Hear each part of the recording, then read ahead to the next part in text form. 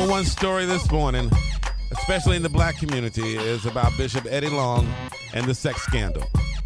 Everywhere. Roland, good morning. Good morning, Tom, Sybil, and Jay. Saw a story yesterday. It was reported on CNN. And so last night we received a copy of the affidavit, and we wanted to obviously get both sides of this particular story. Tomorrow we'll be talking with a spokesman for Bishop Eddie L. Long to get their side. This morning we're talking with B.J. Bernstein, who is the attorney for the two gentlemen who have filed the complaint or filed the lawsuit against New Birth Missionary Baptist Church pastor Bishop Eddie Long. Attorney Bernstein, good morning. Good morning, Roland. Certainly good talking with you. Let's get right into it. In this particular lawsuit, you lay out that Bishop Eddie L. Long sexually coerced these two gentlemen as well as other young men related to the church, involved in the church. So first of all, when did you get involved in this case, and over what period of time are they alleging that these sexual acts took place? Well, I got involved a few weeks ago. I got a phone call from a young man, and chills went down my spine because I knew immediately the seriousness of even saying someone, and I knew the stature of Bishop Long in this community and across this nation. And I got the boys in and spoke with them, and that's when I knew that I had no choice but to get involved. And actually, my first reaction was not to just go file a lawsuit, but I called federal authorities. I was shaken by the seriousness of these allegations. In this lawsuit, it alleges that these, the two young men who have filed, their family moved to this area to join that church. These young men at 14 years old got to know the bishop through the Longfellow Academy there at the church. Then by the time they were 17 years old, after a very close relationship and a spiritual pastoral relationship had been created during that time period, the bishop started to change and move towards more sexual contact, including moving one of the young men into a home owned by a church member where certain acts occurred, and then, of course, traveling the country with these two young men, sharing the same hotel room, and unfortunately, at times, the same bed as the bishop. Now, you spoke about boys. First of all, Anthony Flagg is now 21 years old, and Maurice Robinson is 20 years old, and both of them are named, obviously, in this particular lawsuit.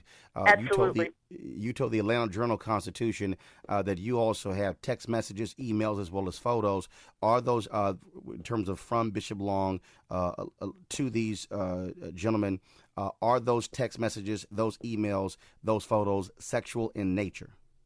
Well, what happens is they don't specifically talk about sex. What's unique about them is this. Number one, for a man who is supposedly of such stature in the world, the fact that he could constantly email 17 and 18-year-olds back and forth and text them, how are you, where are you, send me a picture, and then pictures are sent, not of nude pictures, but just how young people do where they take the camera, take a picture of their face, and send it to them.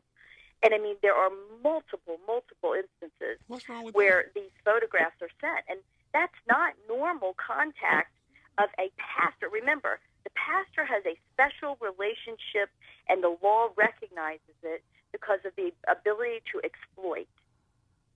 You also go in detail in this lawsuit. Ahead. You also go into detail in terms of trips, certain dates, in that one of the young men, I believe it was Robinson, for his 18th birthday, he was flown to New Zealand.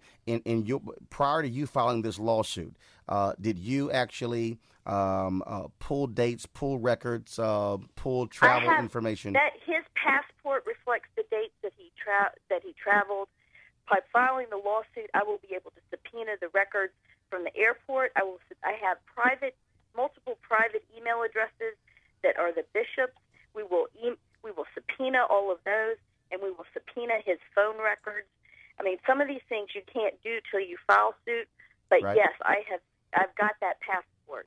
You also say that the bishop enticed these gentlemen, these young men, with cars, clothes, jewelry, and electronics, that cars were purchased for both of them. Were those cars purchased for them? You also say that they were put on the payroll of the church. They were put on the payroll at what ages, and what was their job? 17, 18 years old. No real jobs. I've got the 1040 forms for a number of years for one of them, and this one kid is paid by New Birth Missionary Baptist Church approximately $11,000 in salary over the course of 2 to 3 years. Now, I don't know what an 18-year-old is doing on that salary to get that kind of money, in addition to being allowed to drive the bishop's Bentley, to be able to fly in his private airplane, and being given these things, and essentially there's no real job there. Now, obviously, his attorneys and his spokesman, they are denying the charges, and they cite this lawsuit as being unfortunate. But in this particular lawsuit, you also talk specifically about various sexual acts, talk about the sharing of beds, things along those lines.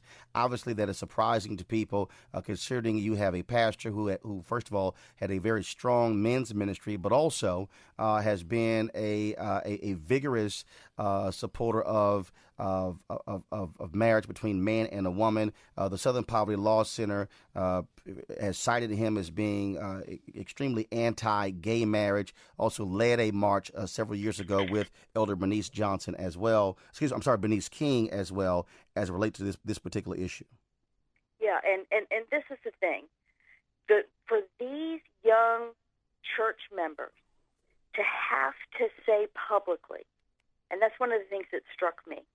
You know, it's one thing to accuse someone of doing one thing improper or something like that, but to the extent, the detail, the corroboration, and to say to the world as a young man that you had that happen to you, the ridicule and scorn these young men are willing to put themselves through for the truth is extraordinary.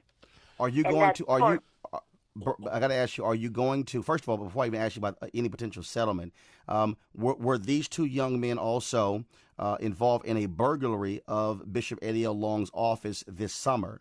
Absolutely. Maurice Robinson was arrested for it. He confessed to it. And I will tell you that that's absolutely part of and you can ask any true psychiatrist or psychologist who counsels young people who are exploited and sexually exploited, which is and especially with young men, they act out in anger. And this kid lashed out at the bishop. Why? Get to go after him for the one thing that seems to matter to the bishop. Why do you think he lashed out at the bishop, B.J. Bernstein? Because he lashed out because of realizing what's been happening to him, how the bishop had manipulated him. On May 18th or May 19th, his best friend dies. He calls the bishop to talk to the bishop about this and get spiritual counseling. And instead, the bishop makes a move on him.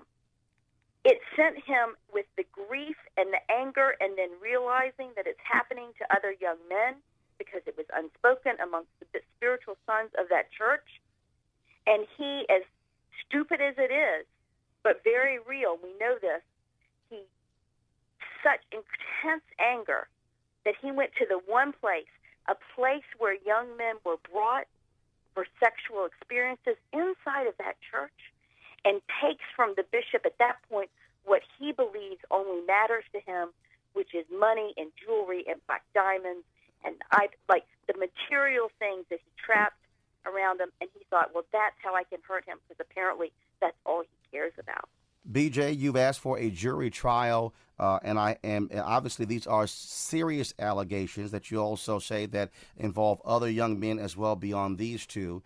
With that being the case, can you say that right now that you will go the full course in terms of this effort, and that there will be no settlement, any monetary settlement? So are you desiring of the full truth to come out as it relates to this?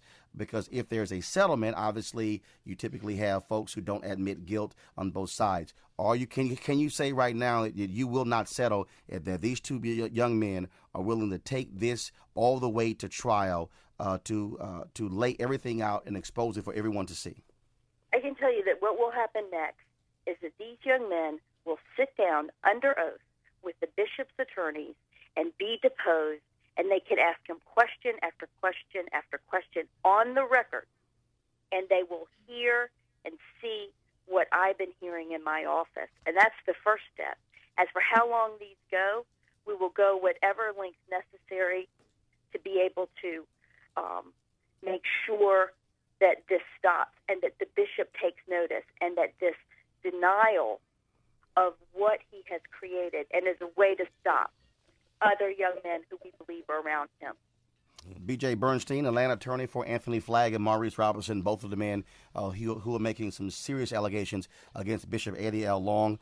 For our audience, we will talk with a spokesman tomorrow for Bishop Eddie L. Long. We are making an effort to also speak to the bishop on the Tom Joyner Morning Show, and so we'll have more details on that. So certainly follow this story on blackamericaweb.com. Thank you very much, B.J. Thanks, BJ. Bye, Tom. Bye, Roland. Okay.